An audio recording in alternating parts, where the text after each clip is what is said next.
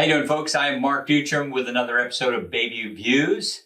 Today I'm going to talk to you a little bit about Roth Conversions. And basically this is the process of taking part of or all of your traditional IRA and moving it into a Roth. Now, why would somebody do this? And the best analogy I can think of is, imagine I'm a shop owner and you're a farmer and you're going to come in and buy seed. And I'm going to give you the opportunity to either be taxed on the seed or the harvest of all that seed produces. Now, most of us are going to be taxed on the seed because that's a much smaller amount. So what we're doing is we're actually taking all of the earnings from our IRAs and we're moving it from forever taxed to never taxed. So that's a very big proposition. So the good news is there's no longer any limitations with regards to age or income or the amounts that we can convert. But the key thing to consider is that you have to recognize, again, all of the conversion amount in a single tax year of the conversion. And a good rule of thumb that we like to say is that if you're going to pay the taxes, you really need to pay the tax burden from outside of the IRA itself. Okay? So folks, when you think about IRAs, a good way to think about it is you're trying to match the people and the time period to a recognition when the tax period is the lowest, when you're in the lowest tax bracket.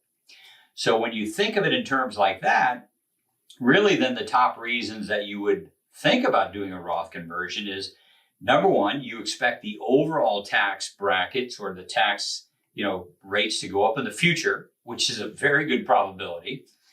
The second would be that you expect your personal tax rates to be higher in the future. You're making more money.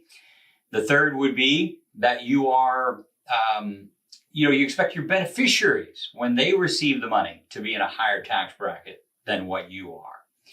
Another would be that you are in a particularly low earnings year. So you might have retired, but yet the pensions and the Social Security have not yet been turned on. And so you're just experiencing a lower tax bracket. And then the biggest one, which we see with a lot of our clients, is that they don't want to be subject to all those mandatory distributions that accompany traditional IRAs, right? So we use a couple of tools. We've got a couple of flowcharts that do a great job of walking you through simple yes or no questions. And from that, we can derive whether you should even do a Roth conversion, right? Is it going to be beneficial for your family? And then secondly, will that Roth conversion be tax-free and penalty-free, right? The other thing that we do is we use a software that will calculate us a break-even rate. Because obviously if you do a conversion, you have to pay the tax bill now. And so that's the present value of dollars. And so there's some point in the future where you'll actually break even and it will be beneficial from actually doing the conversion. So a couple of cautions I'll leave you with. Be careful of what we call the aggregation or the pro rata rules with regards to conversion. The second would be to be careful not to put yourself into too high of an income bracket by, again, doing this conversion to where you penalize yourself from a Medicare Part B premium increase, or you would lose some of your ACA subsidies.